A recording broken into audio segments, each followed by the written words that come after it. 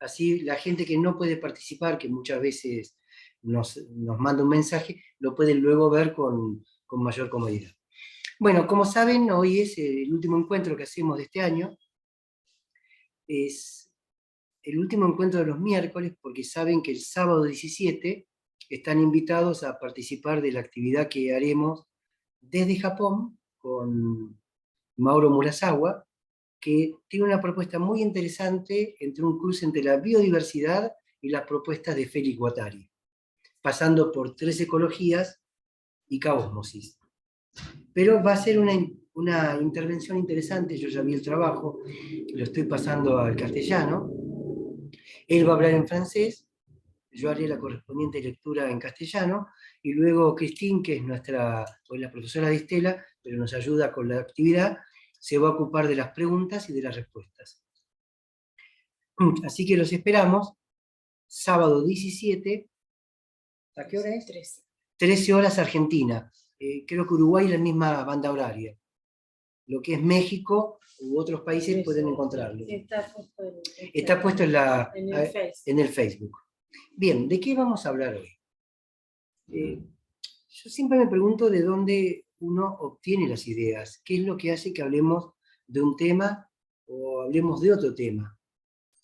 Y la verdad que acá en Andamiaje los temas no son elegidos ni por moda, ni son elegidos porque alguien los sugiere, sino que son producto también de un camino que venimos haciendo hace un tiempo.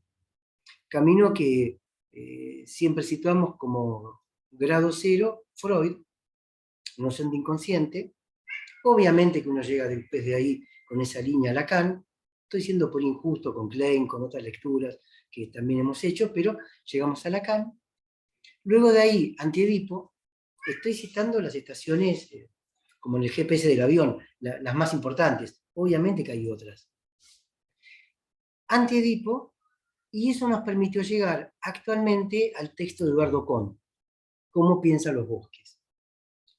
Claro, es todo un recorrido que permite irse hilvanando, que nos ha permitido pensar la semiosis viviente que propone Eduardo Kohn con algo muy parecido a la propuesta de inconsciente, como algo vivo, viviente, lo que producía y promocionaba un psicoanálisis en estado vivo, casi por oposición a un psicoanálisis que me parece, que nos parece, pero cuando hablo en mi nombre, que corre riesgo de morir, pero no de una muerte que lo va a llevar a la desaparición, sino más bien como esa novela de Edgar Allan Poe, El señor Valdemar, donde se le inyecta una droga para no morir porque está enfermo, es un enfermo terminal, se le inyecta esa droga justamente para que no muera, y efectivamente no muere, pero se empieza a pudrir su cuerpo. Esa valdemarización terrible, brutal, quienes hayan visto o la película o leído el libro, es una especie de muerte sin morir.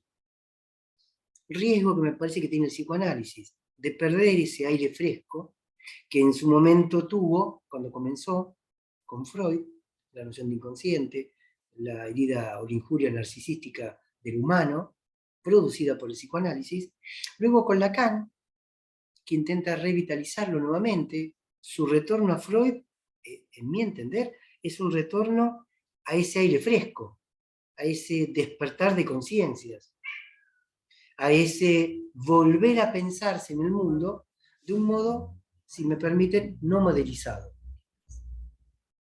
Bueno, obviamente que uno encuentra en la isla Lacan un montón de islas o islotes accesorios. Cuando digo islotes no es porque sean menos importantes, porque Foucault, porque todos los pensadores que se dieron a conocer como la French Theory, la teoría francesa, que realmente es impactante ver la cantidad de pensadores que hay y el efecto que ha tenido sobre la cultura. Bien, les decía, esto nos permite llegar a Eduardo Kohn y pensar esta noción de foresta viviente, de semiosis viviente, y de allí, yo había hecho hincapié, si ustedes recuerdan, en la edición francesa del prefacio que escribe Philippe Descola, un antropólogo, prefacio que les comentaba no está en la edición castellana, yo no sé por qué no está, me parece una pérdida importante, en cuanto a la edición francesa a la edición española, por las cosas que en esas pocas páginas Descola pone, pero además porque Eduardo Kohn hace referencia a este antropólogo, Philippe Descola. Entonces van a encontrar varias referencias en el libro, cómo piensan los bosques, a este otro pensador o antropólogo. Vamos a retomar hoy, desde el prólogo, a un libro que apareció hace muy poquito en Francia, creo que apareció ahora en noviembre, que es un libro que está escrito por Philippe Descola y otro antropólogo, en este caso es un antropólogo que vive en Francia, pero que es griego, que se llama Alessandro Pignocchi. Este libro, Eduardo, perdón, ¿podés escribir después en el chat los dos nombres de los dos antropólogos? ¿voy a saber? Ah, bueno, ahí ya lo anotó. Ah, lo escribe Estela, me dice. Así lo puedes ver. Tanto Philippe Descola como Alejandro Pignocchi son antropólogos, pero también son pensadores que proponen cierta revolución del pensamiento. Que es lo que a mí me interesa, y es lo que espero, después de hacer una breve lectura, poder debatir con ustedes. Es decir, el psicoanálisis, ¿cómo está construido? ¿Puede dejar de ser una suerte de dispositivo burgués? ¿Puede alejarse de una transmisión religiosa? ¿O está condenado a repetirse permanentemente ad infinitum? Inconsciente, pulsión, transferencia, repetición. Inconsciente, pulsión, transferencia, repetición. Porque me parece de alguna forma horrible, valdemarizado, condenado a no morir estando ya muerto, pudriéndose de a poco, o tomado por algunas ciencias y vuelto un envase capitalista como una suerte de utilización, un pensamiento utilitario que adapte personas al medio. Cosa que el psicoanálisis nunca fue. El psicoanálisis fue, desde su origen, revolucionario, subversivo. Revolución en sentido de los astros, no sociológico, ¿no? En esas vueltas que pegan, pero que nunca pasan por el mismo lugar. Entonces creo que perdemos ese aire nuevo y nos transformamos como en algo viejo, donde las teorías del coach, etcétera, van como siendo de avant-garde, y los psicoanalistas quedamos como aquellos viejitos que alguna vez hablábamos de algo llamado inconsciente. Bien. De allí para mí esta propuesta, este impacto que me produjo el libro de Eduardo Kohn. Aclaro, y en esto quiero ser honesto, no es un descubrimiento mío.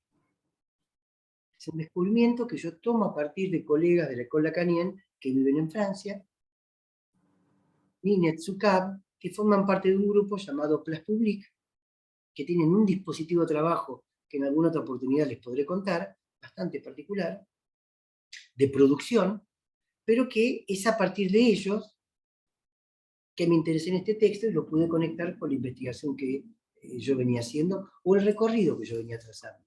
Aclaro algo, es muy difícil abordar el texto de Kohn sin pasar por Anti-Edipo y Mil Mesetas. Es decir, uno lo puede tomar, uno lo puede repetir, pero llegar a conectarse con el texto, llegar a pensarlo de manera rizomática, poder extraer lo que Eduardo Kohn quiere brindar, requiere esa conexión que se produciría entre estos libros. Si quiero ser extenso, Freud, Lacan, Anti-Edipo. Anti-Edipo es tributario también de Lacan. Critica a Lacan, pero sabemos todos que Guattari es paciente de Lacan. Sabemos que Guattari es miembro de la escuela que Lacan funda. Sabemos que Lacan está al tanto que Deleuze y Guattari están escribiendo ese libro. Conocemos por publicaciones que incluso Lacan lo cita a Guattari y le dice, ¿qué está usted escribiendo junto a Deleuze? O sea, hay una interrelación entre esto que luego nosotros vemos como elementos terminados, pero que si uno los toma en el estado de producción, se pueden pescar estos idas y vueltas. Lacan interesado en lo que hace Deleuze, Deleuze interesado en lo que hace Lacan. Guattari, interesado en lo que hace Deleuze, Lacan y él mismo. De hecho, en un principio Lacan era un discípulo muy aplicado de Lacan, al punto que lo llamaban el pequeño Lacan, en broma, digamos, los compañeros, de lo metido que estaba. Me voy a detener un poco porque me parece importante esto. Junto con este movimiento, que quizás origina Lacan cuando dice no retroceder frente a la psicosis, que no es igual que no retroceder frente a los psicóticos, frente a la psicosis como pensamiento, como modo de estar. Deleuze, Guattari, sobre todo Guattari, trabaja en la clínica Laborde. Y trabajando en la clínica Laborde tienen una manera muy particular de abordar eso que llamamos locura. Es decir, fíjense que hay como cierto movimiento de revolución, de evolución, que está en permanente movimiento. Locura, infancia también, sociedad, capitalismo, y si quieren llegamos a los bosques. Pueblos primitivos, mal llamados primitivos, porque son re complejos. El estudio de Kohn está hecho en Amazonas, en la Amazonia, en la jungla de Amazonas. Es un trabajo de campo, hecho con personas que viven ahí, que nacen ahí y que mueren ahí. Y anotemos un primer concepto, y que tienen, si se quiere, un pensamiento animista, pero que no es visto ni por Eduardo Kohn, ni por Philippe Descola, ni tampoco por Alessandro Pignocchi y otros, estos son los que yo he citado hoy, como un modo primitivo de pensar, sino todo lo contrario. Un modo animista como un modo necesario de pensar. Como una manera de construir un mundo que ha sido desencantado por vía del capitalismo. Y su necesidad de lucro, y su necesidad de ver todo en términos de mercancía. Es decir, que hay un desencantar el mundo para luego poderse comer el mundo. Entonces, la reacción es frente a este sistema, frente a esta manera de pensarlo. Bien. Vamos a entrar directamente al texto, Etnografías de los mundos a venir. Una reflexión de Alessandro Pignocchi. Alessandro Pignocchi tiene una manera de transmitir muy particular. Utiliza dibujitos cómics que yo les voy a mostrar. Él transmite de esta manera. Escribe los cómics. En este caso, bueno, ahí es el presidente francés Macron, preguntándose por qué después de la pandemia la gente no vuelve a sus trabajos.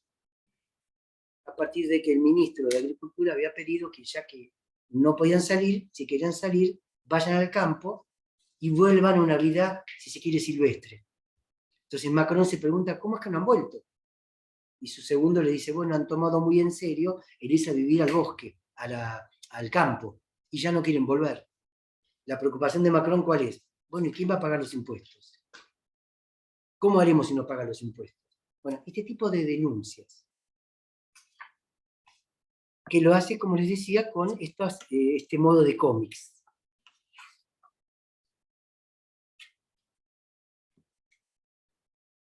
Nos dice Alessandro Pignocchi, descubrí, aturdido, que el concepto de naturaleza, lejos de designar una realidad objetiva, es una construcción social del occidente moderno.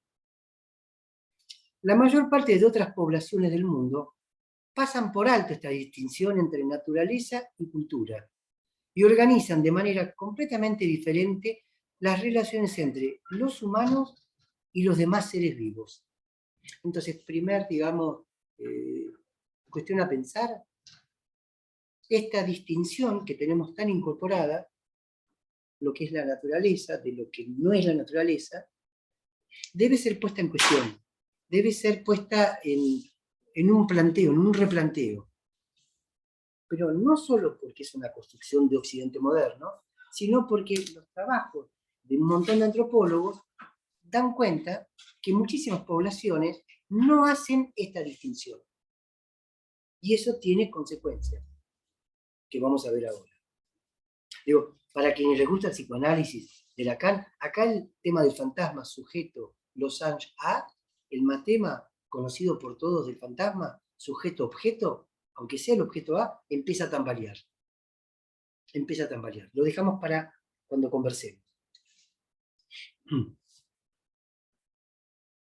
La protección de la naturaleza no puede entonces, como yo había pensado, ser el contrapunto radical de la devastación del mundo orquestada por el occidente industrial. Claro, nosotros pensamos que tenemos que proteger la naturaleza versus la devastación, como si fueran dos cosas distintas. Miren lo que dice el autor. Protección y explotación son dos facetas complementarias de una misma relación de utilización. Como si no pudiéramos ver las cosas sino a partir de buscar cierta utilidad. De una relación al mundo de las plantas, de los animales, al medio de vida, y atribuirle siempre un estatus de objeto donde los humanos pueden disponer a su antojo, aunque sea para protegerlos. Yo nunca había escuchado esta reflexión. Es más, me parecía que protegerlo era como la actitud buena hacia los seres vivos. Bueno, acá está cuestionando esta idea de protegerlos, porque aún protegiéndolos, siguen siendo objetos. Y aunque los consideremos vivos y con derechos, pero son a nuestra utilización, para lo que queremos nosotros. Por ejemplo, preservar el mundo con oxígeno. Pero no tomamos en cuenta lo que opinan los animales. Y ahí nos metemos un poquito más en lo que queremos hoy señalar. Esto no quiere decir que no haya que proteger esa vida, sino que hay que tomar una conciencia distinta, dice. Debemos deshacer la distinción entre naturaleza y cultura para invitar, escuchen por favor esto, para invitar las plantas, para invitar a los animales, para invitar a todos los medios de vida a compartir la sociabilidad de los humanos. Esto yo no lo había leído en ningún lado. No la separación, vuelvo, naturaleza-cultura, vida silvestre, vida, no sé, civilizada. Los humanos por un lado, los animales, no sé, protegidos en la selva. Estas ideas para mí están inspiradas en Donna Haraway. Una suerte de parentesco, de invitarlos a participar, que no es igual que volverlos humanos, sino interactuar, pero considerándolos no solo con derechos, que de hecho creo que ya hay lugares donde sí se preservan sus derechos, pero ¿quién toma en cuenta sus opiniones? Lo dirán, Eduardo, está vuelto loco. El texto de Eduardo Kohn, para quien lo haya leído, muestra que la simbiosis viviente en los seres vivos, en su modo de representación, puede ser considerado un pensamiento.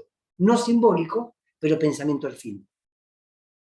Yo sé que cuesta mucho pensar de esta manera, porque estamos tomados, encapsulados en la cárcel del pensamiento simbólico, de la estructura. Pero acá es invitarlos a un diálogo. Bueno, yo no había escuchado algo así, o leído algo así, la verdad hasta este punto, nunca jamás. Deshacer la distinción entre naturaleza y cultura para invitarlos, ya no como objetos a protegerlos, sino como seres con los cuales compartir, a los cuales escuchar. Y miren esta situación, como interlocutores legítimos, dotados de sus propios intereses, deseos y perspectivas en el mundo. Las posibilidades de relación con ellos devienen entonces infinitamente más ricas, infinitamente más alegres que aquellas que quedan limitadas por la falsa oposición entre explotación o protección. Me parece interesantísimo. Dice, estamos colectivamente aplastados por un mundo hegemónico regido por las leyes de la economía, donde las plantas, los animales, los medios de vida y una cantidad cada vez creciente de humanos se encuentran asignados a la categoría de objetos a los cuales se los explota, que hasta ahora se han quedado allí sin poder hablar, bajo el pobre recurso del deber de reciprocidad. ¿Cómo hacer posible, cómo debilitar este mundo occidental? ¿Cómo fracturarlo? ¿Cómo debilitarlo? ¿Cómo hacer emerger otros mundos más igualitarios, donde el poder político sería no solamente repartir equitativamente entre los diferentes humanos, sino también, en ese mismo movimiento, otras maneras de compartir con esos otros seres vivientes? Es fantástico. Es fantástico, le digo, tiene una potencia enorme, porque es una manera de ver lo que nos rodea desde otra perspectiva. Por eso es que me pregunto, ¿y el psicoanálisis cómo fue construido? ¿En esta continuidad o sin esta continuidad? La noción de inconsciente, como les había dicho, ¿pertenece al mundo humano o pertenece a la semiosis viviente? La noción de objeto pequeño a, el objeto famoso pequeño a, ese diablo de objeto que dice Lacan, ¿es un estatuto humano o señala algo que está más allá del humano? Si se quiere, el deseo, en tanto que deseo del otro, por respetar la fórmula lacaniana, ese gran otro, ¿es humano?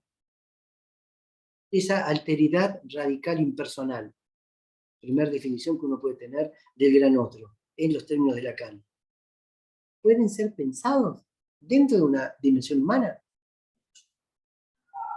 O en todo caso tenemos que reformular qué es lo humano, de qué se trata lo humano. ¿Qué decimos cuando decimos humano? ¿Y por qué nos creemos? ¿Y por qué nos creemos el centro de todo? ¿Por qué nos creemos estar allí como interpretantes de lo vivo? Y acá sigo Eduardo Kohn, cuando lo vivo no necesita ser interpretado, porque en sí mismo lo vivo es un interpretante, no precisa ser interpretado, interpreta. Cuando cae una palmera, en la caída que hace que salte un mono, hay allí un interpretante energético que no requiere de un otro que lo interprete. Un investigador muy cercano a ellos, se llama Vivero de Castro, es un brasilero, habla del antinarciso. Entonces tendríamos anti-Edipo para salirnos de la familia sagrada y antinarciso para salirnos de la imagen sagrada, donde todo está hecho a imagen y semejanza. Y si quieren una vueltita más, ¿y el psicoanálisis? ¿No debiera reformularse, repensarse? Bueno, avanzo un poquito más.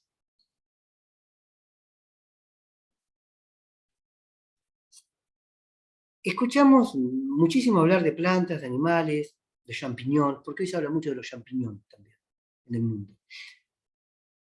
De los medios vivientes, de lo viviente o aún de vivientes no humanos. Sobre todo uno escucha decir que es necesario transformar radicalmente nuestra relación a todos estos seres y a todas estas entidades que uno reagrupa todavía en el concepto general de naturaleza.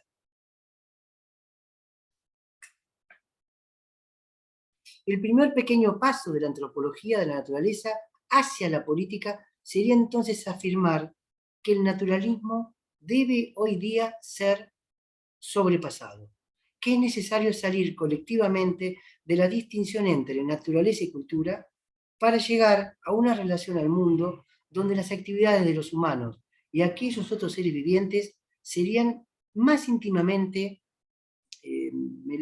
entrelazadas. La principal razón general invocada tiene un lazo que hay que hacer entre naturalismo y crisis ecológica. Esto es lo que va a hablar Mauro Murasawa el sábado 17. El desafío de lo ambiental, del ambientalismo. Bueno, acá empieza como a discutir, a charlar con Descolá. Él dice, el término naturalista entonces debe ser sobrepasado, debe tener otra forma de ser usado. Los humanos y la naturaleza se condicionan mutuamente. Debe salirse de eso. Deben buscarse otros mecanismos para poder entablar otro tipo de relaciones.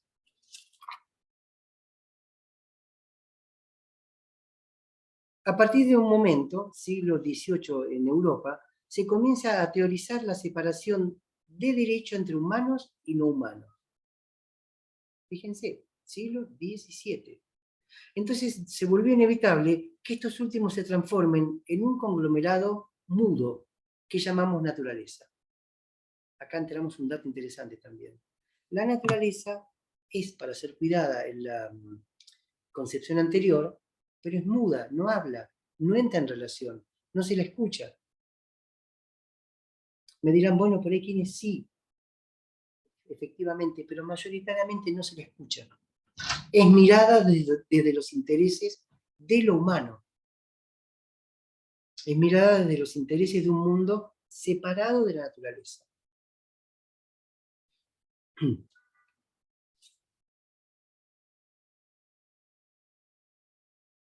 La relación de utilización en la cual quedamos encerrados es realmente pobre desde el punto de vista psicológico.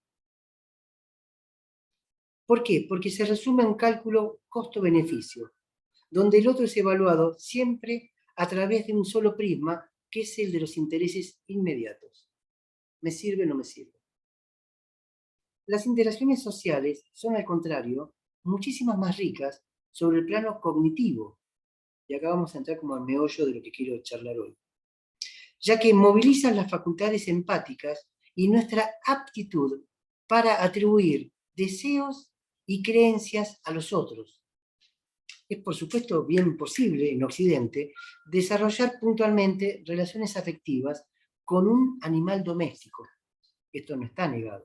O intentar poner en su lugar a los animales salvajes para ver cómo desarrollan su vida y investigarlos. Pero no se trata de esto. El modo de relación que estructura estas instituciones y nuestra manera colectiva de relacionarlos con los no humanos sigue siendo dominada por el utilitarismo. Imaginamos que sería muchísimo más rico y muchísimo más exaltante caminar en un bosque en el cual uno sociabilice de manera colectiva animista con ese bosque. Vuelvo, porque acá entramos en un grado más de penetración a un pensamiento difícil para nosotros. Imaginamos que sería mucho más rico y muchísimo más exaltante poder caminar en un bosque cuando hemos hecho una sociabilización en un colectivo animista, es decir, en un colectivo donde espontáneamente admitimos que cada árbol, cada animal que nos rodea es un interlocutor potencial. Bueno, imaginamos que es mucho más rico, desde la perspectiva para el antropólogo psicológica, de empatía, de afectividad, entrar a un bosque, pero no viéndolo como quien ve cuántos árboles hay, qué riqueza puedo sacar de acá, qué puedo proteger, sino establecer un vínculo con eso. Admitir que cada árbol, que cada animal que nos rodea es un interlocutor potencial, que tiene un temperamento propio, que el mismo bosque es percibido como parte de este conjunto, pero no como un simple decorado. Se habla de llegar a la naturaleza y de salir de la atrofia general de la sociabilización que tenemos actualmente, de una reducción, de una estenosis de las esferas donde opera un deber de reciprocidad. ¡Wow! Entrar a un bosque y considerar a un pájaro, a una hormiga, a un árbol, a cualquier ser vivo. Esto es muy extenso porque Philippe Descola le pone vida aún a lo que no lo tiene, desde el punto de vista de la biología que conocemos. Habla de, por ejemplo, la vida de las piedras. ¿Se acuerdan que habíamos visto delante de Edipo el paseo de Lenz, cuando va a la naturaleza y dice, considero que cada piedra tiene su alma? Entrar al bosque desde esa perspectiva donde cada ser vivo o no vivo pueda ser un interlocutor, dialogar con ellos. Estamos casi al borde de un delirio. pero de un delirio que restituye, que nos vuelve a poner en un lugar distinto del cual estamos como amos de la naturaleza. Voy terminando para poder conversar con ustedes.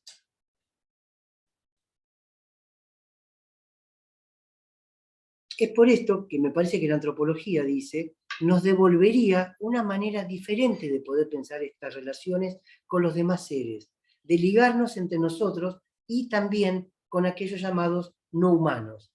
Es desde aquí que propongo, dice tanto Philippe Descola como Alejandro Pignocchi, una etnografía de mundos a llegar, a conquistar, a habitar. Un modo otro para habitar que pasa no por la razón, sino por el punto de vista animista. Claro, en mi época, cuando uno iba a la facultad, lo animismo era como dejado de lado, como de segundo orden. Como, claro, como un pensamiento mágico, como cosa de chicos, y que uno iba evolucionando hacia un pensamiento racional que pone las cosas en su lugar. Bueno, si ustedes quieren potenciar el descubrimiento freudiano, no podemos dejar de lado estas perspectivas. Porque lo inconsciente es una subversión de esta naturaleza. No solo el descentrar la razón, no solo el descentrar al ser humano como el eje divino que está sobre la tierra. Sería un primer paso. Un segundo paso sería una suerte de integración. Hoy me contaban algo que puede graficar esto. Y me salgo un poquito, pero para mostrar también esto que estoy pensando. Alguien que tiene una discapacidad, que concurre a una escuela en una provincia que tienen ciertas, acá en Argentina, ciertas ideas de avanzada respecto de cómo tratar cuestiones de, entre comillas, más llamada discapacidad, que avanza en cuanto a lo que se espera de él, que tiene un montón de logros, pero que de repente deja de ir a la escuela. Entonces están muy preocupados para ver qué pasa, por qué si lo estaban integrando, de repente deja de ir a la escuela. Bueno, pierden noticias de esta persona, este chico, joven, supónganse 14, 15 años. Tiempo más tarde, descubren que no iba a la escuela porque salía con una banda a robar. Claro, esto provocó cierto horror, cierto fracaso de lo que sería esa integración que buscaban con él. Pero con el transcurso del debate, uno dice, no, esto muestra la integración. Hasta pudo elegir robar. Esa es la integración, aunque no convenga a la sociedad que haya tomado ese camino. Eso es volver a tener las posibilidades, aún de hacer algo malo. Porque si no, volvemos a esto de cuidar la naturaleza. Lo cuidamos solo para lo bueno, para lo que nos conviene. Bueno, en este sentido, el planteo de un mundo a venir sería un mundo donde el encanto vuelva a tomar lugar, donde el animismo vuelva a ser pensado y donde pueda pensarse sin sentir vergüenza. Todos ustedes que escuchan gente que va y les habla en su consultorio, ¿qué analizante no tiene un pensamiento animista? ¿Qué analizante después de entrar en confianza no te dice, bueno, yo la verdad hablo con esto, hablo con lo otro? Ese mundo que se pierde. ¿Acaso no era el mundo de Juanito? Recién Estela me dice los niños. ¿Acaso la fobia de Juanito es justamente porque este mundo no tiene lugar en este otro mundo? De la razón, de la conciencia, que separa las cosas. ¿Acaso nos sentiríamos tan solos si tuviéramos interlocutores en eso que llamamos naturaleza? ¿El mal moderno de la soledad existiría si uno considera que puede hablar con un árbol? Sí, suena de una forma. De hecho, durante las jornadas en París, un miembro de la escuela dijo, ¿cómo que piensan los árboles? ¿De qué sirve eso? ¿Qué le da el psicoanálisis? Le da muchísimo. Por lo pronto, una escucha que no esté tomada por esta cuestión de dividir naturaleza y cultura. Ese lugar de neutralidad que proponía Freud. ¿Neutralidad respecto de qué? Ese lugar del muerto que decía Lacan. ¿Muerto respecto de qué? Digo, no son solamente palabras, esto impacta, uno lee esto, lo piensa, ¿cómo vuelvo a escuchar igual a alguien que me diga que habla con arañas? ¿Cómo pienso la teoría cuando digo, ¿cómo está construida la teoría psicoanalítica? ¿Está construida del lado de la civilización o del lado de la barbarie? Son preguntas realmente con potencia. El psicoanálisis es subversivo. ¿Qué quiere decir eso? ¿Qué es lo que subversiona? ¿Qué es lo que gira? ¿Qué es lo que da vuelta? ¿Lo social, lo individual? ¿Existe lo individual? Entonces, desde allí que mis próximos, digamos, pasos serán justamente repensar estos conceptos del psicoanálisis, todos ellos, bajo esta perspectiva. Y algo más y les juro que ya me callo. Y la transmisión del psicoanálisis, ¿desde qué lugar se hace?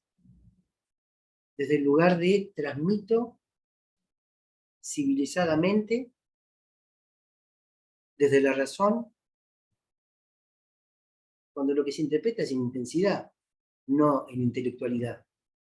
Lo que se interpreta es en intensidad. Siento que, no la explicación. Me parece que a usted lo que le pasa es que en realidad usted ve tal cosa cuando debe haber otra cosa. O sea, el mismo objeto, ¿cómo está construido? Toma en consideración esto. Por eso les hablaba de la fórmula del fantasma. Ese sujeto y ese objeto, ¿qué efecto tiene cuando se correlacionan con ese losange? Eso que lo implica y al mismo tiempo lo separa. No sé si ustedes pueden llegar a pescar la fuerza que tiene esto. La potencialidad, la libertad que nos puede brindar también de escucha. Porque entonces, si desde un lugar que no distingue naturaleza o que supera el naturalismo, no tenemos más que escuchar. ¿A dónde queda la interpretación? ¿A dónde quedan esos conceptos que a mi modo de ver aplastan a aquellos que quieren ejercer esta práctica? Porque impide pensar. Bueno, hasta aquí la propuesta mía para hoy y prefiero debatir. Estela, si vos querés aportar algo. No sé, al principio vos dijiste el tema de los derechos de estos seres no humanos, pero ¿cómo saber cuáles son los derechos si no se los escucha? Ah, bueno, claro. Por eso hay En todo esta caso hay falsa... que saber escucharlos para hablar de derechos o decir, bueno, ahora hay una publicidad que nos dice de qué es, porque la verdad que me indigna tanto que ni sé qué es lo que venden, pero que dicen que tratan también a las vacas, que el producto que sale de ahí es riquísimo. Ah, la vaca no quiere estar ahí. No me quiero meter igual en la comida, pero, por ejemplo, que es algo que vengo hablando con vos hace mucho, que me tiene bastante preocupada, el cóndor que está acá en el zoológico. Hay un cóndor en una jaula que sí es muy grande, no sé si conocen acá, que se llama Ecoparque, pero en realidad es un zoológico. Ciudad de Buenos Aires. Porque sí, perdón. Una jaula enorme, pero claro, para un cóndor es un pasillo, es un bañito. Y yo siempre estaba preocupada y cuando averigüé, después descubrí que eran dos, me dijeron que los tenían ahí porque no podía estar en la naturaleza. Lo que siempre se dice, incomprobable, pero bueno, que no podía estar en la naturaleza, entonces por eso no lo podían soltar, que lo curaron y ahora lo tienen ahí. Y hace poco tuvieron un bebé, no sé, tuvieron un condorito, y ahí se descubrió la verdad. O sea, lo que quieren hacer, en realidad, que hay un plan acá en el zoológico este, para que ellos dicen que es un ave que puede llegar a estar en extinción porque hay menos. Pero la verdad que me parece que es un forzamiento, porque si el ave se extingue porque apareció otro ave que no sé, que como hicieron acá, para que había muchas palomas, trajeron a los aguiluchos estos. Bueno, si es la naturaleza que va por ese camino, o no, porque hay paisanos que los matan. Bueno, metan preso a los paisanos, pero no encierren a un animal para que tenga cría. O sea, ¿qué derecho tiene ese animal? Bueno, es muy difícil de responder, porque la noción de derecho sigue estando Por eso, tomada y ahí está. por lo que es el derecho humano. Exacto. Y acá Es la lo que estoy propuesta diciendo. justamente que están haciendo ellos, Si no se lo escucha. claro, es salirse de esa propuesta Bueno, por eso, que eso voy. para ellos es falsa, Exacto. porque termina pasando lo que vos decís, una relación de utilidad. Utilidad, absolutamente. Claro, y esto es, a ver, ¿podemos pensar sin ningún tipo de busca de rédito? ¿Podemos pensar por el solo hecho de pensar y el gozo de pensar, como las máquinas de Jean Tinguely, máquinas que no sirven para nada, más que para maquinar? O sea, podemos salirnos de la marca que tenemos, causa-efecto, pensamiento-rendimiento, obtención de algo. Voy a ser más fuerte. Podemos ser inútiles. Porque si pudiéramos ser inútiles, por ahí tu propuesta podría pensarse que en esa interacción aprenderíamos que un cóndor no quiere estar allí y no lo pondríamos allí. Y no podría existir eso. Ahora, eso empezaría justamente con la propuesta de Philippe Descolat y Alessandro Pignocchi, mundos nuevos a venir. ¿Cómo sería un mundo distinto construido con este pensamiento animista? Que va a poner en jaque todas las relaciones. Bueno, me dirán, Eduardo, para esta hora de la noche es tremendista. Miren, el planeta no anda para nada bien, ¿eh? Este es un planeta que está al borde de la extinción, ya sea por guerra nuclear, ya sea porque no van a quedar más recursos. Los árboles, los Bueno, incendios. O sea, algún día vamos a tener una constantes noticia muy en mala la y Amazonia. siempre nos parece que va a ser mañana. Somos tan egoístas que le estamos dejando a los hijos y a los nietos un mundo devastado. Entonces, de esta pequeña pregunta tuya, aparentemente, se abre todo un camino enorme. Y acá tengo otra cuestión para mis colegas, para mí. ¿Y los psicoanalistas tienen algo para decir de esto o no? ¿Seguirán encerrados en las cuatro paredes del consultorio mientras se incendia todo? Viendo si es papá, es mamá, si es la represión, si la sexualidad. Porque todo esto afecta y produce. Porque la mente que se produce tiene que ver con esto. Y la noción, a veces es una mala palabra, ¿no? Para el psicoanalismo, para el psicoanálisis, hablar de salud mental. Pero la salud, el ambiente, el capitalismo y la esquizofrenia, esto está en Antiedipo, produce una colonización del pensamiento. Entonces, ¿podemos descolonizar el pensamiento al punto que entonces nadie iría a un zoológico porque causaría vergüenza ver un animal encerrado? No, yo creo que se puede llegar. Yo no creo que estas sean cosas que no tengan... El libro está basado en algo que está pasando en Francia, que se llama SAD, S-A-D. Son zonas supuestamente protegidas por el gobierno para hacer determinadas obras. Por ejemplo, en Nantes, en un lugar de Francia, Nantes, en castellano, en unos humedales, está planificado hacerse un aeropuerto. Bueno, ha habido gente que ocupó de facto ese lugar y se ponen a vivir allí. Y entonces la policía no nos puede sacar. Bueno, quisieron sacarlos, no pudieron. Es decir, formas de poner el cuerpo para decir, no van a estropear esto. Claro, de resistencia. Es la parte que por ahí uno como psicoanalista no está tan... Resistir activamente a veces es poner el cuerpo. Creo que lo hacemos en consultorio. No diagnosticar es una forma de resistir. Pero bueno, frente a esta pregunta tuya, se abren mundos impensados. Absolutamente impensados. ¿Cómo corto no sé, una flor? ¿Cómo la arranco de cuajo si me parece que es un ser que tiene opinión? Y así llévenlo al extremo. Se va a poner en jaque cómo comer animales, cómo vivir de esa explotación. Porque cada quien va a irse preguntando, yo no creo que esto sea de un día para el otro, che, ¿qué hago con esto? ¿Cómo posicionarse? ¿Cómo buscar otros modos de estar? Quizás hoy estemos en pañales, quizás lo que esté hablando, no sé, ocurra en 1000 años, pero alguna vez, si se siguen estas ideas, si lograran cierto anclaje, bien claramente podrían tener una efectuación. Cuando uno sigue las ideas de, por ejemplo, Donna Haraway, de vivir en ciudades más pequeñas, ¿qué es esto de que seamos 20 millones en 2 metros cuadrados? ¿Cómo es posible que estemos uno arriba del detritus del otro y del otro? ¿Cómo no va a haber neurosis? ¿Cómo los chicos no van a estar locos?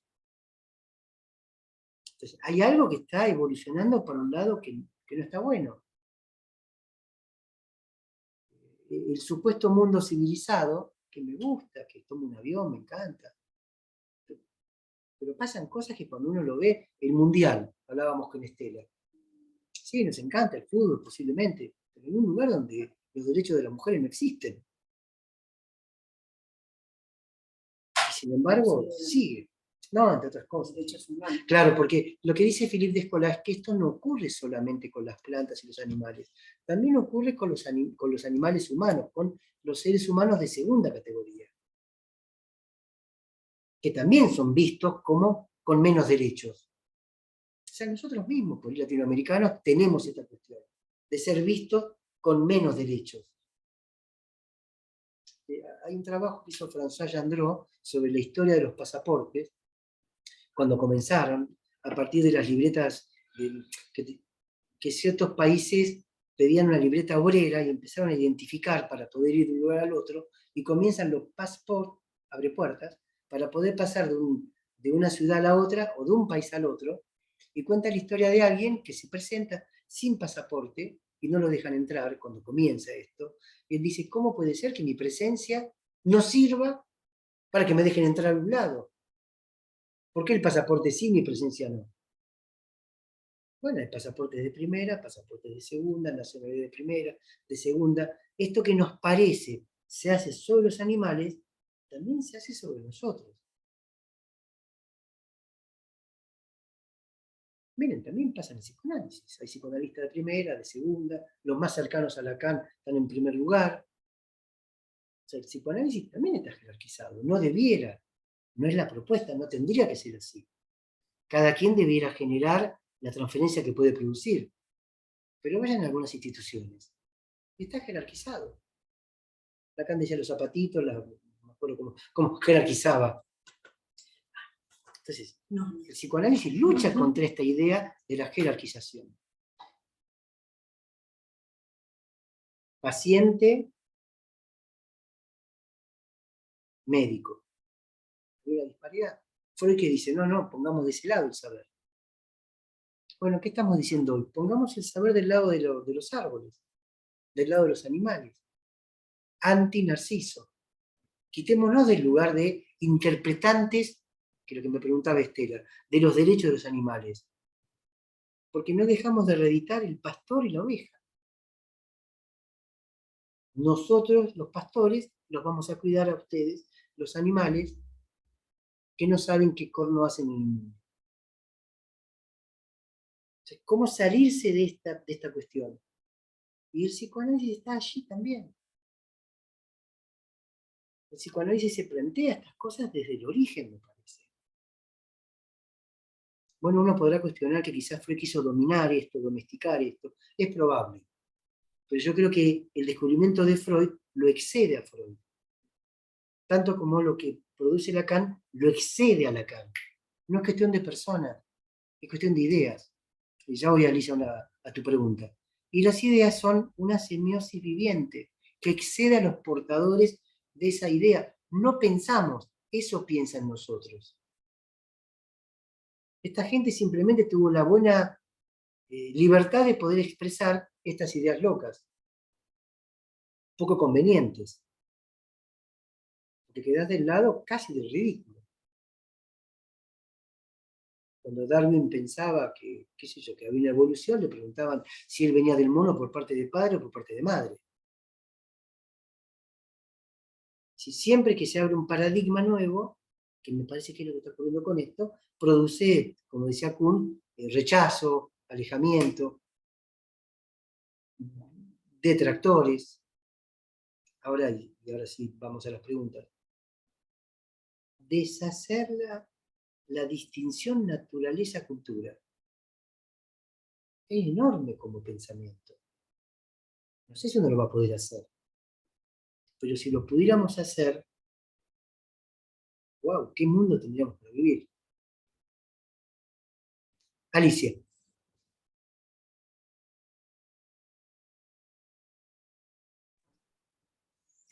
Sí, yo me había quedado en esta idea de protección y explotación como, como una conciencia distinta, ¿no? Esto de la búsqueda de cierta utilidad, ¿no? Que es diferente. Y Estela, cuando habla de derecho, se hace esa pregunta, ¿no? Del derecho. Y justo vos tomaste también el pastor y las ovejas. Entonces, me llevó a pensar esto de protección como diferente a lo que entendemos de protección utilitaria, a el término de descaridad, ¿no? Me pareció. Y con esto también nos lleva a pensar en la libertad, ¿no? Como lo complejo de este,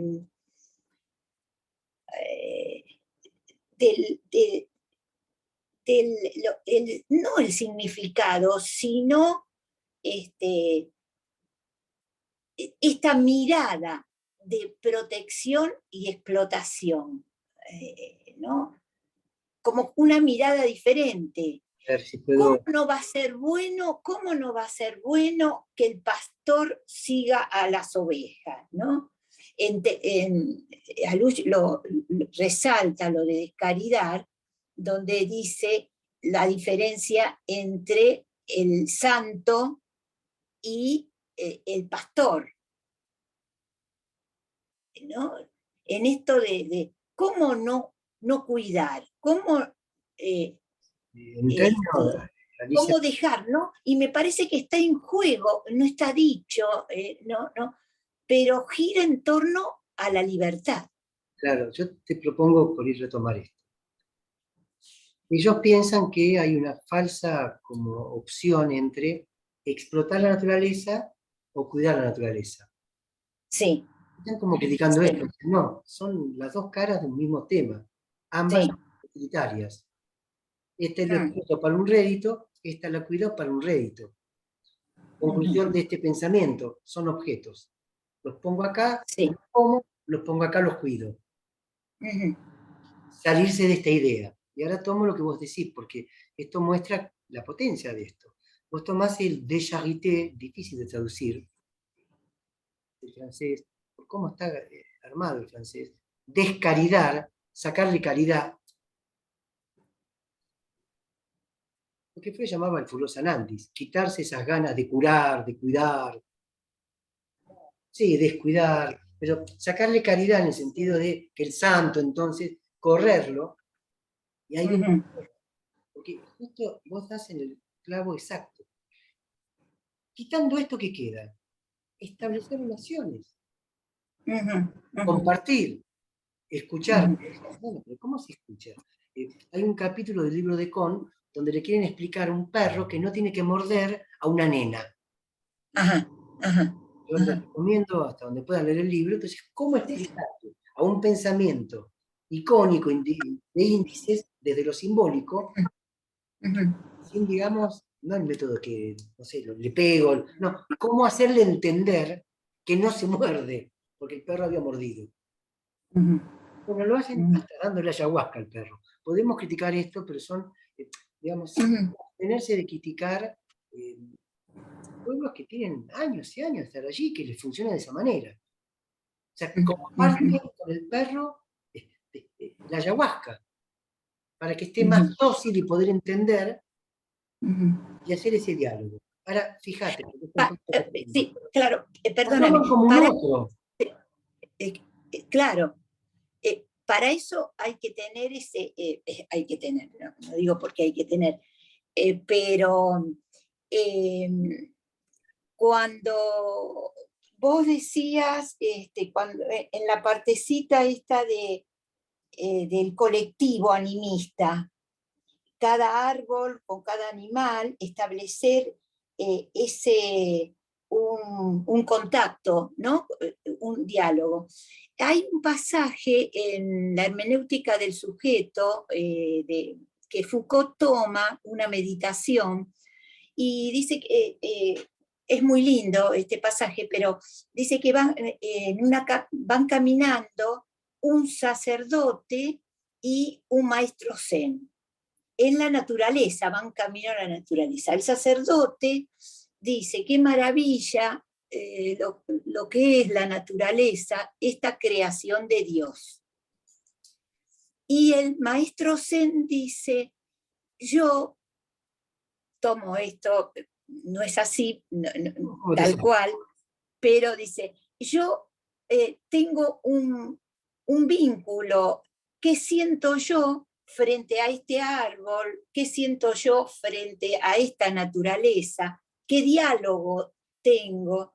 Entonces, esto que vos decías, que no es una cuestión de admirar, ¿no? La belleza, sino poder, ¿no? ¿Cómo poder hacer ese diálogo? ¿No? Pero es muy lindo el pasaje y muestra dos posiciones distintas. Bueno, fíjate que va a lo que te decía o lo que les decía antes. Uno quiere interpretar. Dios produjo esto y nos lo da. Claro. Interpreta, Sí. le da un sentido, hermenéutica del sujeto. Le da un sentido. Interpreto. Y el otro dice, yo no interpreto, siento. Siento con lo que allí está. O sea, la comunicación pasa por otro lugar, no por la interpretación, que me parece justamente impide sentir. Los burócratas no pueden sentir, explican todo. O sea, se impide justamente el sentir, se impide eso, de decir, estoy acá y vivo la naturaleza. Por eso el pasaje de Lenz, el Antidipo, o Schroeder, por eso el Antidipo comienza por ese lado. Las personas que siento que tengo los rayos del sol en el culo, siento esa comunicación, siento esa intensidad. Entonces a mí me llama la atención, Alicia, y ahora pasamos a otras preguntas y después en todo caso volvemos, cómo el psicoanálisis que empezó por este lado, terminó en otro lugar.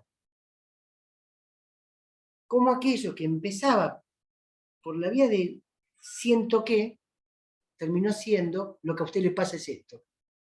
Del Dios, del cura que camina ahí con el maestro Zen, al analista. Una especie de pequeño Dios que le explica a su oveja paciente que lo que siente no va, sino que lo que tiene es que explicarlo. Y esto no se accede intelectualmente. Psicoanálisis es una bocanada de aire oriental en Occidente, de cierto Oriente. Porque Oriente es muy grande y también tiene un montón de cosas absolutamente criticables. Pero de ese Oriente, de esos zen, de esa contemplación, de ese vivir con la naturaleza, esas películas raras que uno ve, que hay un monje en medio de una montaña y uno dice, ¿qué hace ahí este tipo? Vive. La pregunta es, ¿qué hacemos nosotros acá? Aferrados a las cositas que tenemos, a que no corten la luz, a que la nafta no escasee. Esa es la pregunta. Esa es la subversión del psicoanálisis. Bueno, después continuamos, Alicia, si te parece. Jaime, ¿no? Sí, Jaime. Pérez. ¿Qué tal? Buenas noches, buenas tardes a cada uno. Hola, Jaime. Eh, Muy bien, gracias.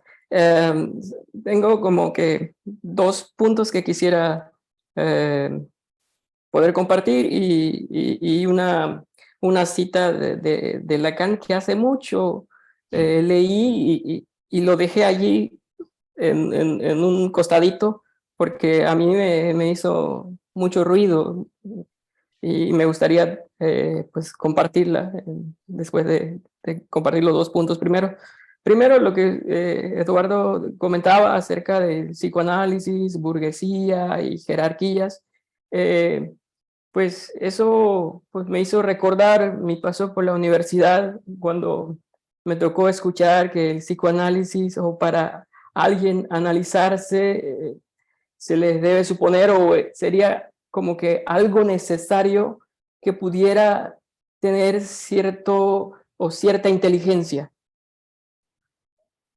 Y eso me pareció algo muy bárbaro, eh, una boludez, disculpen la palabra, porque digo, ¿cómo es eso? En las universidades esa idea desplegándose y ahorita que se está tocando estos puntos, inevitablemente yo recuerdo a mi padre, una persona que eh, no fue a ningún grado de la escuela.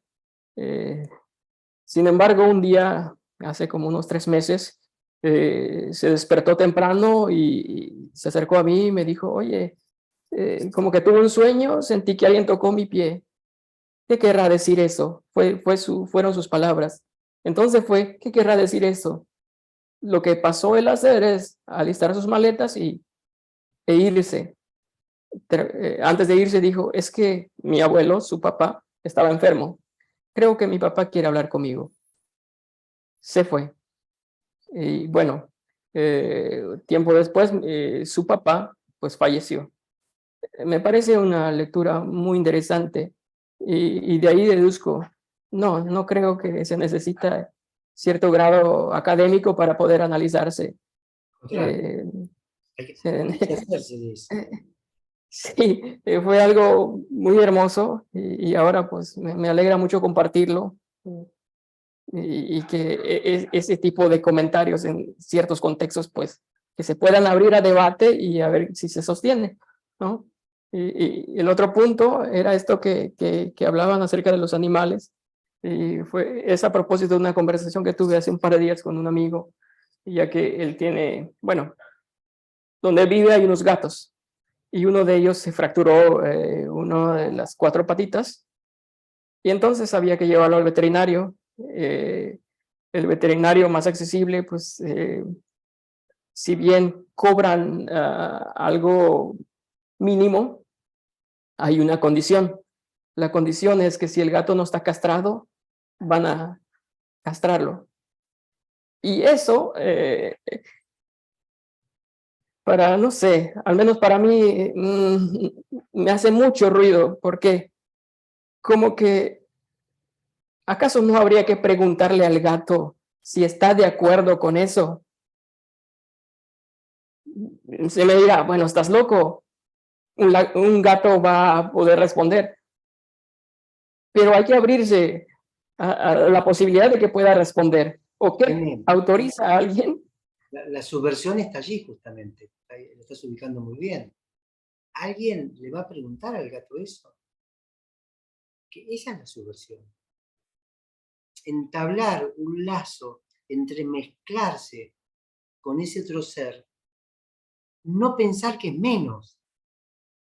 Porque si yo respondo por él, es porque el gato vale menos en mi escala de valores, entonces yo lo castro porque es lo mejor para él. Pero en nombre del bien al prójimo, se han hecho las peores cosas para el prójimo. Entonces vos Sí, sí. en la tecla, porque este es el punto. ¿Qué clase de mundo habría si uno considera, antes de castrar un gato, preguntarle? Es decir, considerar su opinión. Lo podemos llevar al extremo, aunque suene ridículo, pero quizás como ejercicio de pensamiento. Cuando saco una planta de un lado y la pongo en otro lugar en el balcón, ¿debería preguntarle? ¿Estará más cómoda?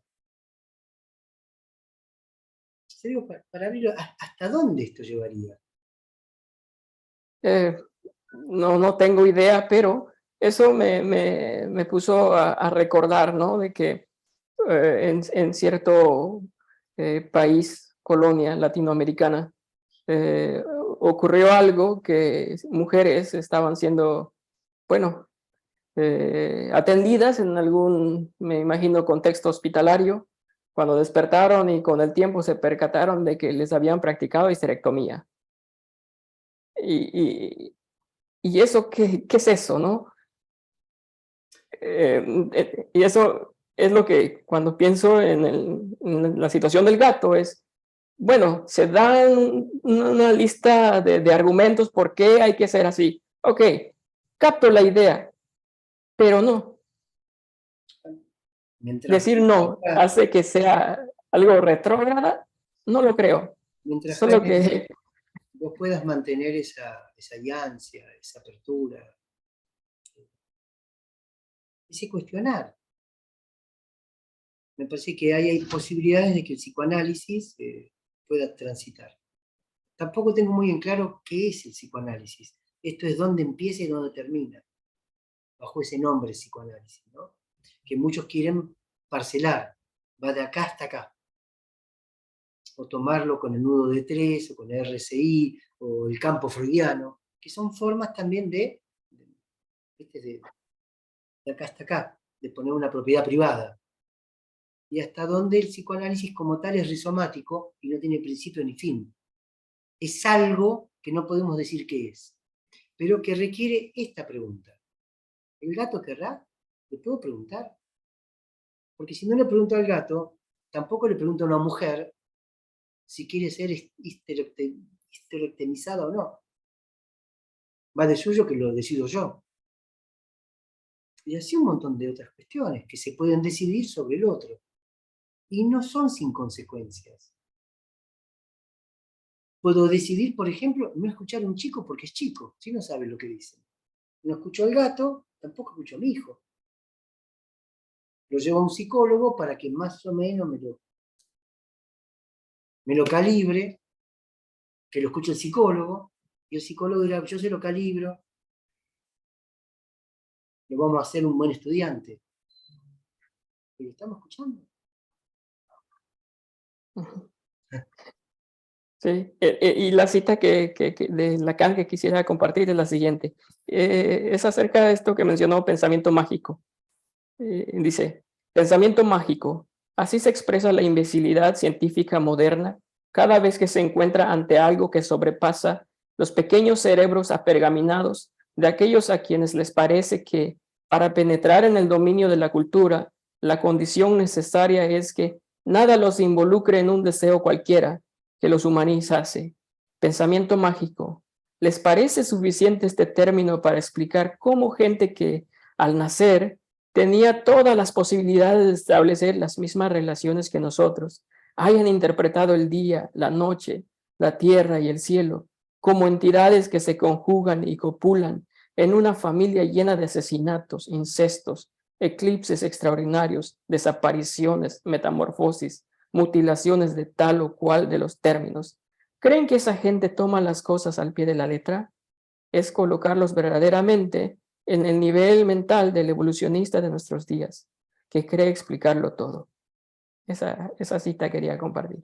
Gracias por compartirla, está brillante. En lo personal, es el Lacan que me gusta, Jaime.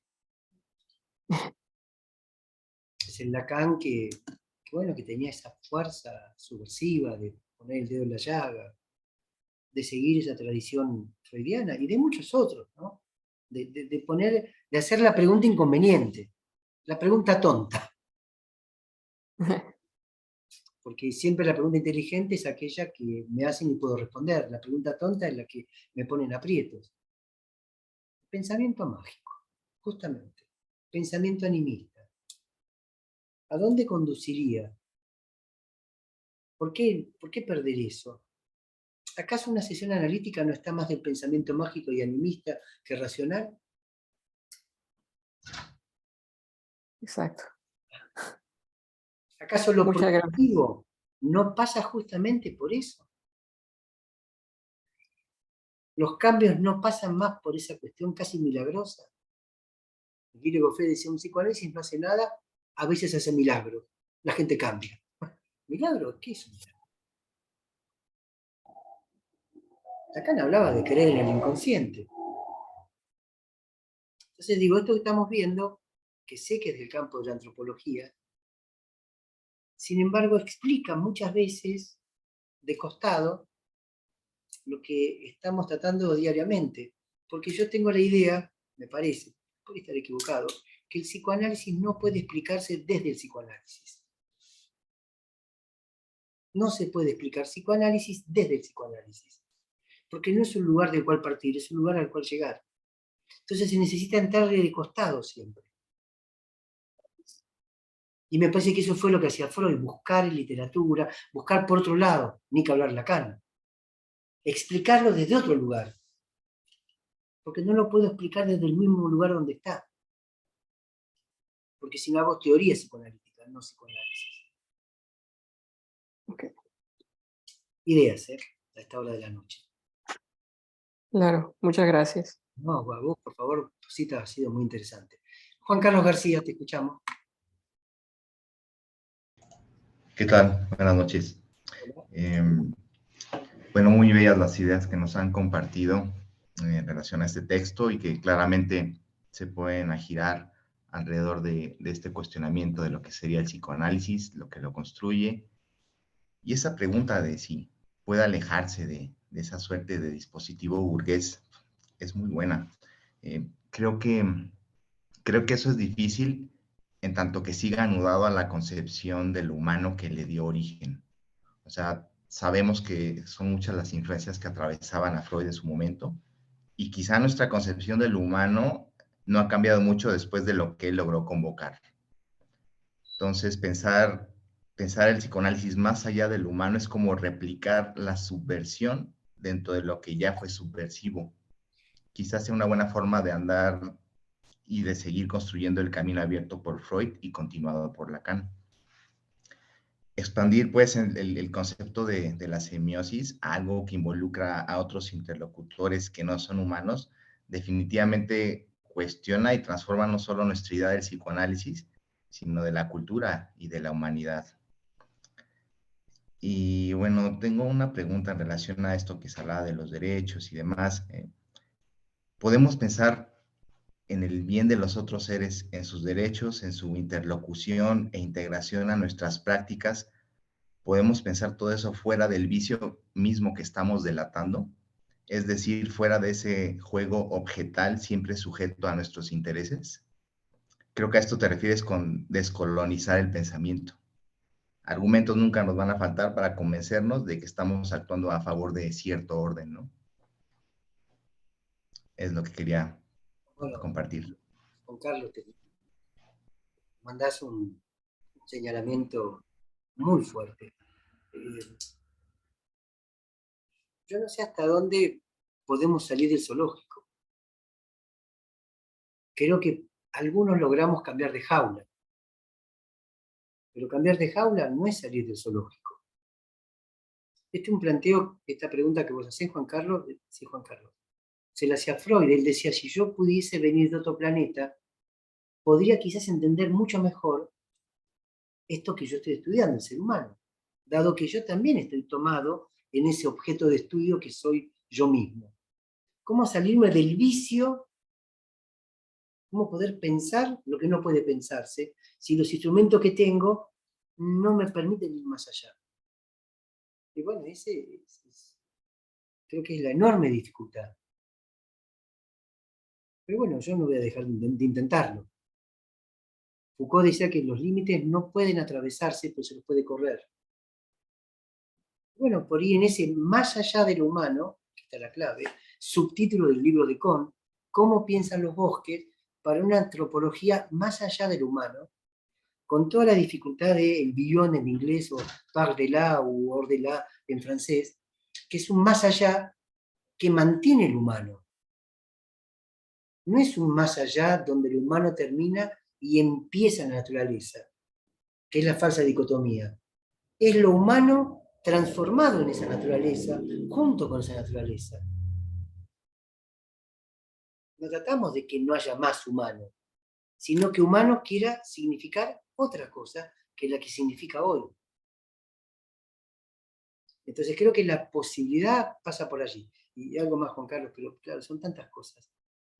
Cuando el libro de Escolá salga en castellano, que supongo será a principios del año que viene, Etnografías del Mundo a Vivir, igual van a encontrar muchísimos videos de Philippe Descola y también de Alessandro Pignocchi. Y de Descola en castellano, yo puse uno en Facebook, que son muy interesantes. Son verdaderamente interesantes. En un momento Descola dice, porque él va a hacer un estudio sobre el terreno en Amazonas, en otro pueblo distinto que el que hace Eduardo Kohn, no con los Runa, sino con los Ayuar. Pero vuelve, digamos, a Occidente medio desalentado, diciendo, bueno, pero finalmente no pude compartir como yo hubiera querido, no me pude despojar del occidental que tengo en mí, como para hacer esa comunidad con este pueblo. O sea, avanzó, pero no pudo meterse completamente. Pero ¿qué pudo hacer, por ejemplo, Philippe Descola y sobre todo Descola? Ir a hablar con la gente que toma estas tierras en Francia y que viven allí y que intentan vivir de otro modo.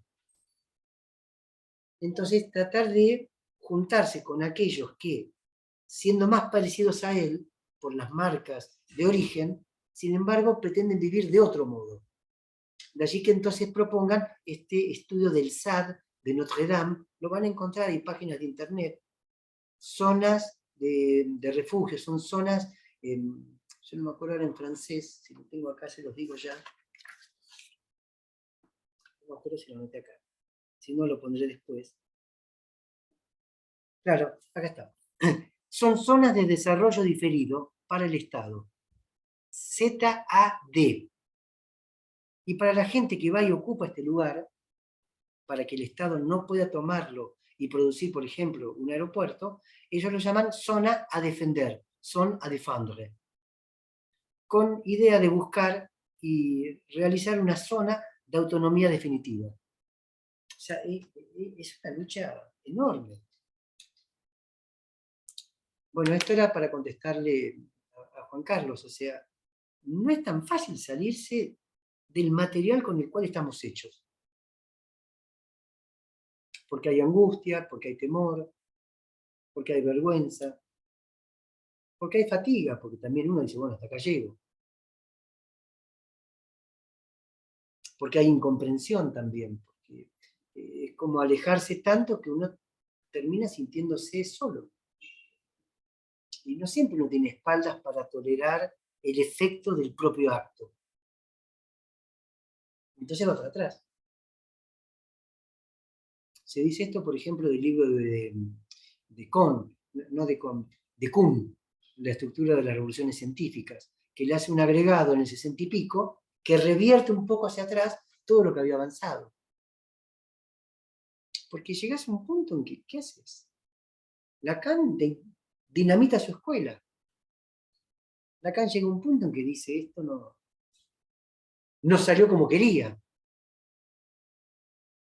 Hay publicada en una de las revistas Artefactos, la número 1 creo, un texto que yo establecí de Miller, se llama Lacan, asesino serial. Está en castellano, donde Miller cuenta que Lacan empezó a destruir todo lo que había construido, como esos artistas que hacen arte y después rompen todo, justamente como diciendo, no va. Guattari entra en depresión, los años de invierno, dándose cuenta que, ¿cómo moves todo esto? Pero aún así hay un deseo, hay unas ganas de salir del zoológico, por lo menos del zoológico humano.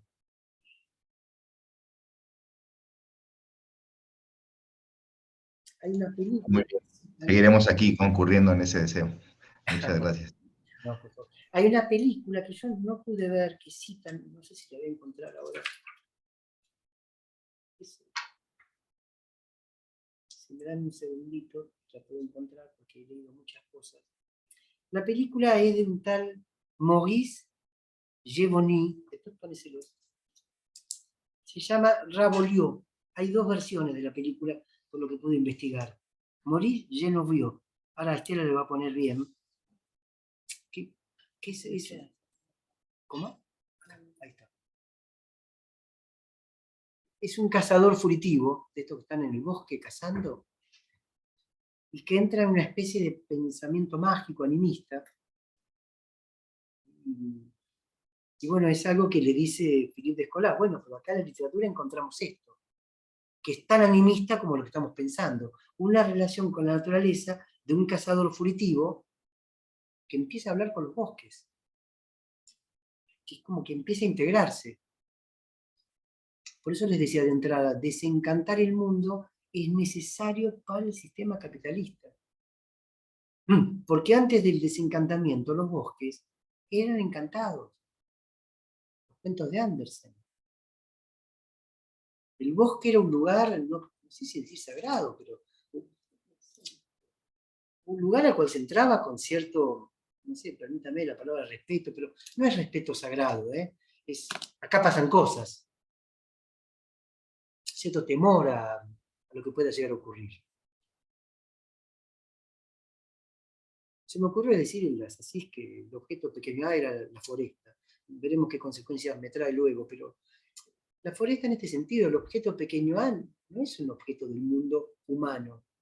Tampoco lo era el das Ding en Freud. No es un objeto hallable en el mundo humano, pero es un objeto. Produce efectos. Y por alguna cosa extraña, Lacan lo puso en lugar de la gente, para hablar del discurso psicoanalítico. O sea que lo que mueve, de alguna forma produce la caída del significante amo, es decir, deshacerse de la colonización de ese pensamiento, tiene que ver con algo que no es del mundo, por lo menos humano. ¿Será la contemplación que hablaba Alicia? ¿Será que ese objeto pequeño A tiene ese valor de producir un lazo absolutamente distinto? Bueno, es lo que dice Lacan, que el discurso psicoanalítico produce un nuevo lazo entre los cuerpos.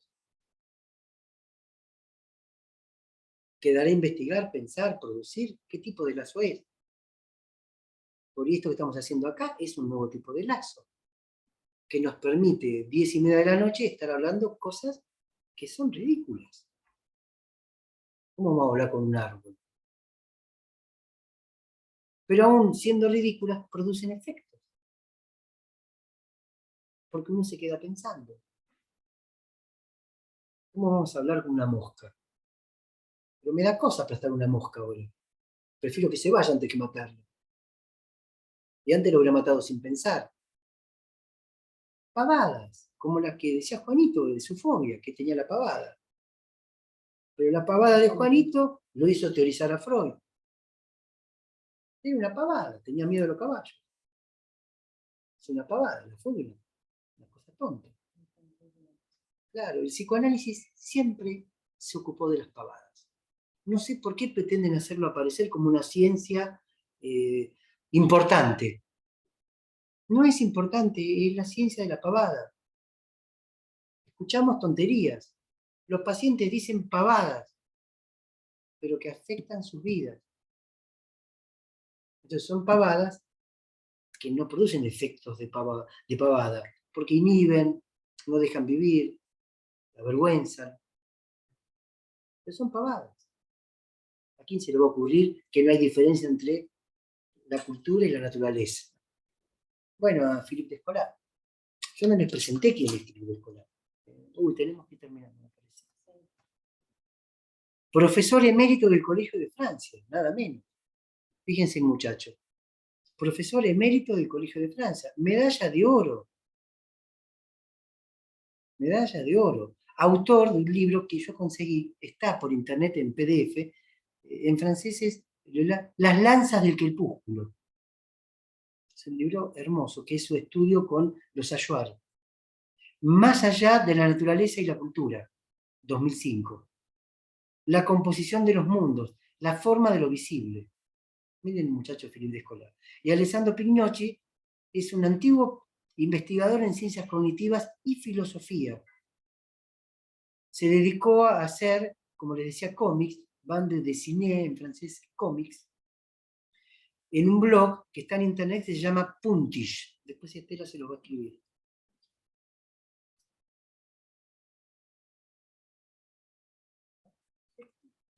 Sus escritos, sus novelas gráficas, son inspiradas en los trabajos de Philippe Descola. Es una maravilla. Hay un trabajo de Descola sobre los indios jíbaros, que prefieren no hablar de jíbaros porque, bueno, tienen mala, digamos, prensa en el mundo, porque se comen a la gente. Claro. Pero miren el mundo enorme que se abre con todo esto. Nos corrimos tanto del psicoanálisis. La noción de pulsión. Es una noción extraña. Pero voy tirando así para revolver a Freud, ¿no? ¿Qué es esto de una pulsión? ¿Cómo puede haber algo que no cese, una fuerza constante? Yo lo veo tan cercano a la semiosis viviente. Tan cercana, no lo veo tan alejado. Y hace un montón de cosas del psicoanálisis, ¿eh? Uno puede tomar una por una y reformularlas, repensarlas. Pero no para deshacer el psicoanálisis. Quizás para descomponerlo y recomponerlo. Pero ahí ven ustedes, por ejemplo, la noción de pulsión, la noción de discurso. No es una sucesión de palabras el discurso de Lacan. No se trata de eso. No es un análisis lingüístico. La noción de significante no es de la... No es una noción que... O sea, él toma, pero la destroza Lacan. No voy a explicar algo que todo el mundo conoce. Todo el signo de Saussure le rompe la elipse, lo da vuelta. La barra de resistencia indica otra cosa. Lo que es la relación de resistencia. Es extrañísimo. La noción de deseos. ¿Qué es esto que el deseo es deseo del otro? Y no del prójimo. Esto es Lacan. Bueno, los voy a aburrir, no es mi idea. Uno puede ir pensando cuántas cosas en vez de repetirse se pueden pensar de otro lugar y darles un nuevo alcance. Bueno, no sé si habrá alguna pregunta más antes de terminar. Y si no, vamos a dejar acá. Tenemos a Francisco. Francisco, y terminamos. Sí, Eduardo, nada más me hizo pensar la sesión de hoy, la reunión, la charla de hoy, un poco remontarme un poco a la idea que tengo de ciertas culturas que acá en lo que conocemos ahora como el territorio de México se desarrollaron antes de la llegada de los españoles. Se supone que antes de la llegada de los españoles no habían, pese a que estaban los grandes imperios, los mayas en particular el azteca, habían muchas, digamos así, comunidades, aldeas que no poseían lo que en su momento llegó a poseer el imperio azteca, que fue la escritura. Una vez que se tiene la escritura, la forma de organización social se dice fue diferente. Entonces, pareciera que a partir de que el imperio azteca se empieza a jerarquizar, empiezan a controlar la escritura, quién tiene acceso a ese tipo de escritura, quién tiene acceso a los bienes, a los puestos, a los a heredar el poder, los grupos de poder, cambia todo. Entonces me preguntaba yo,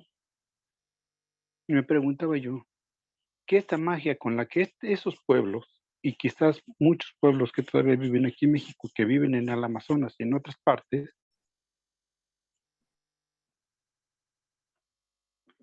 que esa magia, esa sensibilidad para comunicarse y disfrutar y convivir con su mundo natural, digámoslo así, y se haya mantenido, digamos, a salvo, preservado de esta imposición, porque fue una imposición. Los aztecas fueron unos sanguinarios con los pueblos de por acá, más el sanguinarismo, la brutalidad con la que llegaron los españoles a acabar con los pueblos de por acá. No fue nada gratis. Entonces, pero más sin en cambio todavía podemos encontrar esa magia en muchas partes del territorio mexicano. Incluso podemos decir que se permea esa magia en muchas cosas de la que la gente que habitamos las grandes ciudades, también estamos tocados por esa magia, ¿no? Seguimos pensando en nuestros muertos, que podemos hablar con ellos, que podemos hablar incluso con las plantas, con cierto tipo de animales, en fin.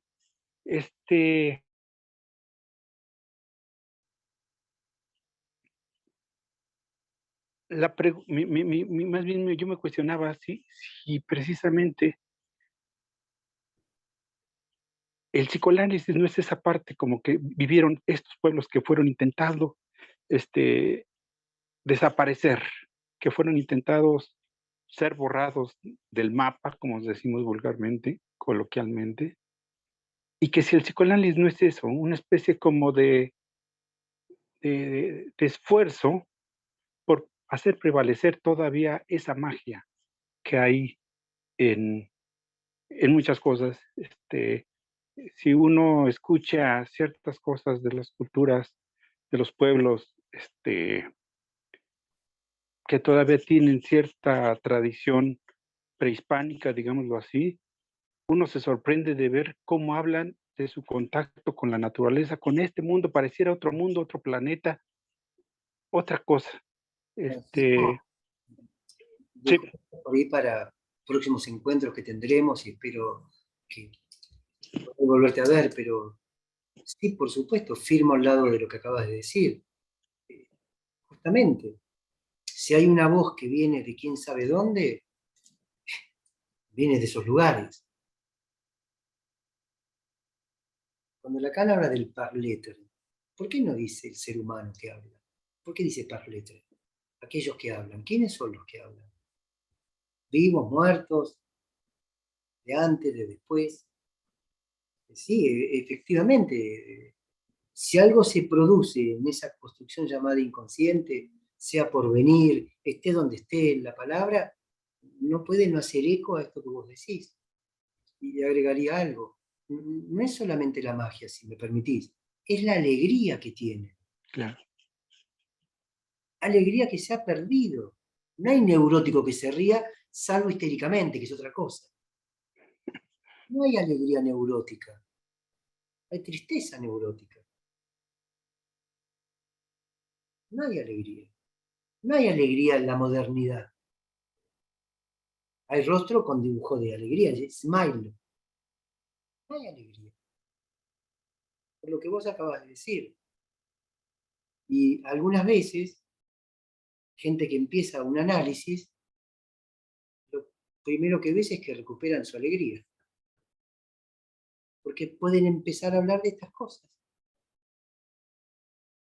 Están de alegría.